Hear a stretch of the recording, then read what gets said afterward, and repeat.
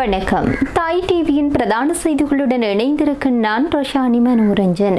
முதலில் தலைப்புச் செய்திகள்.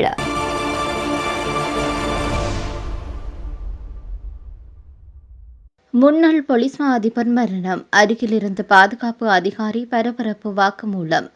ராஜதந்திர பொருளாதார பாலமாக அமையும் இலங்கை. நாமல் ராஜபக்ச சுட்டிக்காட்டு. உயிர்த்த ஞாயிறு குண்டுவெடிப்பு. தாக்குதலுக்கு முன்பே சிஐடிக்கு கிடைத்த 129 பயங்கரவாதிகளின் பட்டியல். திசை காட்டிய அரசை வீட்டிற்கு அனுப்பும் காலம் கனிந்துவிட்டது. சஜித் பகிரங்கம். F-35 போலியான சதித்திட்ட உளவு தகவல். நெதன்யாகு மீது கடும் கோபத்தில் ட்ரம்ப். அமெரிக்காவை போருக்குள் தள்ள இஸ்ரேல் சதி. ஈரான் விடுத்துள்ள எச்சரிக்கை. இனி விரிவான செய்திகள்.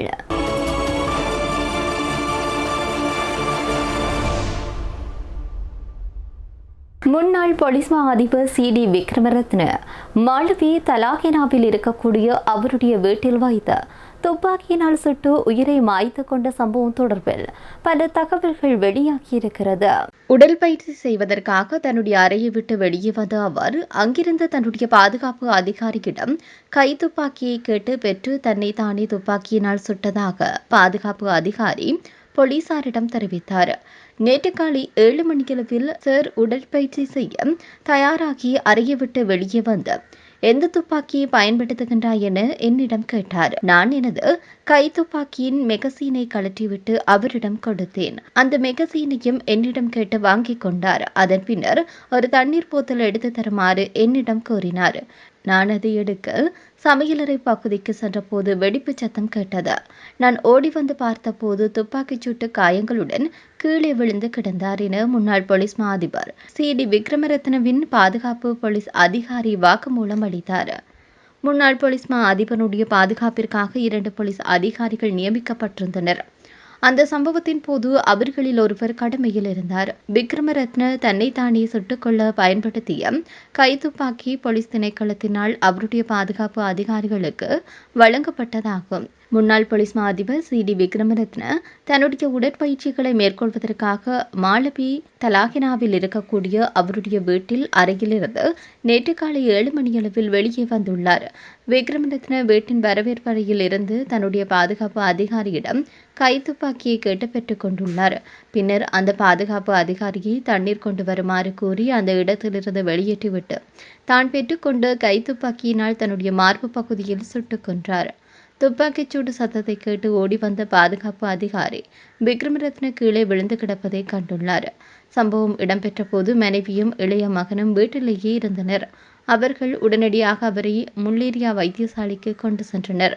முன்னாள் போலீஸ் மா அதிபர் வைத்தியசாலைக்கு கொண்டு செல்லப்படும் போதே உயிரிழந்துள்ளதாக வைத்தியசாலை தகவல்கள் தெரிவிக்கின்றது.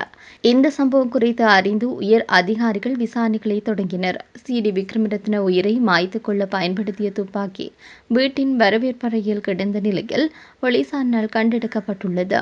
விக்ரமரத்னவின் ஒரு மகனின் திருமண உறவில் ஏற்பட்ட விரிசல் காரணமாக அவர் கடும் மன உளைச்சலுக்கு ஆளாகியிருந்ததாக விசாரணையில் தெரியவந்தது. ஈஸ்டர் ஞாயிறு தாக்குதல் சம்பவம் தொடர்பில் சில மாதங்களுக்கு முன்பு அவரிடம் குற்றப்புலனாய்வு திணைக்களம் வாக்குமூலம் பெற்றிருந்தது. CD விக்ரமரத்ன ஏன் இவ்வாறானதொரு முடிவு எடுத்தார் என்பதற்கான காரணம் நேற்று மாலை வரை கண்டறியப்படவில்லை. ஆசிய, மத்திய கிழக்கு மற்றும் ஆப்பிரிக்க கண்டங்களை இணைக்கின்ற ஒரு நம்பகரமான ராஜதந்திரம் மற்றும் பொருளாதார பாலமாக இலங்கை மாற்றம் பெற வேண்டும் என்று நாமல் ராஜபக்ஷ தெரிவித்தார். உலக பொருளாதாரத்திற்கான ஒத்துழைப்புக்கான கிழக்கு உச்சி மாநாடு அண்மையில் சிங்கப்பூரில் மிக பிரமாண்டமாக இடம்பெற்றது. சர்வதேச பொருளாதார நிபுணர்கள், ராஜதந்திரிகள் மற்றும் பிராந்திய தலைவர்கள் கலந்து கொண்ட இந்த மாநாட்டின் முக்கிய கலந்துரையாடல் குழுவில் ஆசிய அபிவிருத்தி வங்கியின் முன்னாள் அமெரிக்க தூதுவரும் மில்கன் இன்ஸ்டிடியூட் அமைப்பினுடைய சிரேஷ்ட உறுப்பினர்கள் குழுவின் தலைவருமான ஹேடி செஸ்ஸின் ஆகியோருடன் இணைந்து நாடாளுமன்ற உறுப்பினர் நாமல் ராஜபக்ஷ பிராந்தியத்தின் எதிர்காலம் தொடர்பில் கலந்துரையாடல் ஒன்றை மேற்கொண்டார். அவர் மேலும் தெரிவிக்கின்ற போது, நாம் இந்திய பெருங்கடலில் ஒரு தசாப்தத்துக்குள் மாத்திரம் நுழையவில்லை, மாறாக ஒட்டுமொத்த இந்திய பெருங்கடலின் நூற்றாண்டுக்குள்ளேயே நாம் கால் தடம் பதிக்கின்றோம். பல நூற்றாண்டுகளாக பல்வேறு நாகரிகங்கள் ஒன்றிணைந்த பெருமை இந்த இந்திய பெருங்கடலுக்கு உண்டு. தற்போதைய சூழ்நிலையில் அது உலகத்தின் எதிர்காலத்தை இணைக்கும் மையப்புள்ளியாக மாற வேண்டும். அதேபோன்று ஆசிய, மத்திய கிழக்கு மற்றும் ஆப்பிரிக்க கண்டங்களை இணைக்கின்ற ஒரு நம்பகரமான ராஜதந்திர மற்றும் பொருளாதார பாலமாக இலங்கை மாற வேண்டும். இதற்கான மூலோபாய திட்டமிடல்கள் இப்போதிருந்தே நடைமுறைப்படுத்த வேண்டும் என்று தெரிவித்தார். உயிர்த்த ஞாயிறு தாக்குதலின் பிரதான சூத்திரதாரியான சக்ரா ஹாசிம் உள்ளிட்ட ISIS கருத்தியலால் ஈர்க்கப்பட்டதாக கூறப்படக்கூடிய 129 நபர்களின் பட்டியலை 2019 ஜனவரியிலேயே அரசு புலனாய்வு சேவை குற்ற புலனாய்வு திணைக்களத்திற்கு அனுப்பியிருந்த போதிலும் அன்றைய CID அதிகாரிகள் தகுந்த நடவடிக்கை எடுக்க தவறிவிட்டதாக மேன்முறையீட்டு நீதிமன்றத்தில் சுட்டிக்காட்டப்பட்டுள்ளது. 2019 ஆண்டு உயிர்த்த ஞாயிறு தாக்குதல்கள் தொடர்பான விசாரணைகள் நிமித்தம் பயங்கரவாத தடுப்புச் சட்டத்தின் கீழ் தான் கைது செய்யப்படுவதையும் தடுத்து வைக்கப்படுவதையும் சவாலுக்குட்படுத்தி அரசு புலனாய்வு சேவையினுடைய முன்னாள் தலைவர் மேஜர் ஜெனரல் சுரேஷ் சாலி தாக்கல் செய்த ரிட் மனு மீதான விசாரணை மேன்முறையீட்டு நீதிமன்றத்தில் இன்று மீண்டும் ஆரம்பிக்கப்பட்ட போது இந்த சமர்ப்பிப்புகள் முன்வைக்கப்பட்டன. மனுதாரர் சார்பில் நீதிமன்றத்தில் முன்னிலையாக வாதிட்ட ஜனாதிபதி சட்டத்தனி சஞ்சீவ ஜெயவர்தன, ஜனக் டி சில்வா ஜனாதிபதி ஆணைக்குழுவின் அறிக்கைகளின்படி சஹ்ரான் காசிம் உள்ளிட்ட தேசிய தவ்ஹீத் ஜமாத் அமைப்பின் 129 ஆதரவாளர்களின் பட்டியலை 2019 ஆண்டு ஜனவரி 31 அன்று அரசு புலனாய்வு சேவை CID-யிடம் சமர்ப்பித்ததாக குறிப்பிட்டார். இலங்கையில் ISIS கருத்தியலை உருவாக்கும் நபர்களை அந்த அறிக்கை மிக தெளிவாக அடையாளம் காட்டியிருந்ததாக வாதிட்ட அவர், இவ்வாறானதொரு விரிவான புலனாய்வு தகவல் கிடைத்திருந்தும் அவர்களை கைது செய்ய CID ஏன் தவறியது என்று கேள்வி எழுப்பினார். மேலும் இலங்கையில் தீவிரவாத குழு ஒன்று இயங்கி வருவது குறித்து 2018 ஆண்டிலேயே பாகிஸ்தான் உளவு அமைப்புகளும் இலங்கை அதிகாரிகளுக்கு எச்சரிக்கை விடுத்திருந்ததாக அவர் சுட்டிக்காட்டினார். முன்னாள் ISIS பணிப்பாளர் நிலாந்த ஜெயவர்தன முன்னர் தாக்கல் செய்திருந்த சத்திய கடிதாசியை மேற்கோள் காட்டிய சஞ்சீவ ஜெயவர்தன 2017 அக்டோபர் 31 உயிர்த்த ஞாயிறு தாக்குதல்களுக்கு இடைப்பட்ட காலத்தில் சஹ்ரான் மற்றும் அவருடைய சகாக்களினால் திட்டமிடப்பட்ட அல்லது நடத்தப்பட்ட தீவிரவாத நடவடிக்கைகள் குறித்து 97 புலனாய்வு அறிக்கைகளை காவல்துறை மா அதிபருக்கு ISIS சமர்ப்பித்ததுடன் அந்த அறிக்கைகளின் பிரதிகளை CID-க்கு அனுப்பப்பட்டிருந்ததாக தெரிவித்தார். மாமனில்ல புத்த சிலைகள் சேதமாக்கப்பட்டமை மற்றும் பனாதோவில்லுவ பகுதியில் வெடிப்பொருட்கள் மீட்கப்பட்டமை போன்ற சம்பவங்கள் குறித்து விசாரணைகள் ஏற்கனவே சஹ்ரான் மற்றும் அவருடைய ஆதரவாளர்களை தீவிரவாத நடவடிக்கைகளுடன் தொடர்படுத்தியிருந்ததாக வாதிட்டிருக்கக்கூடிய அவர், சந்தேக நபர்கள் மறைந்திருப்பதாக நம்பப்படுகின்ற இடங்கள் குறித்த தகவல்களை ISIS புலனாய்வு அதிகாரி ஒருவர் வழங்கியிருந்ததாக குறிப்பிட்டார். தற்போதைய அரசு விவசாயிகளுக்கு வழங்கிய வாக்குறுதிகளை காற்றில் பறக்கவிட்டு அவர்களை நடுத்தருவில் நிற்க வைத்திருக்கிறது என்று எதிர்க்கட்சித் தலைவரான சஜித் பிரேமதாசா தெரிவித்தார். இந்த அரசை வீட்டுக்கு அனுப்பும் போராட்டத்தை விவசாயிகளே தொடங்கினர் என்றும் கடந்த காலங்களில் மக்கள் எவ்வாறு தங்களுக்கு எதிராக செயல்பட்ட ஜனாதிபதிகளை விரட்டியடித்தார்களோ அதே கதி இவர்களுக்கும் ஏற்படும் என்று அவர் சுட்டிக்காட்டினார். ஹம்பாந்தோட்டை வீரவல பிரதேசத்தில் நேற்று நடைபெற்ற விவசாயிகளுடனான சந்திப்பில் கலந்து கொண்ட போது அவர் இதனை தெரிவித்தார்.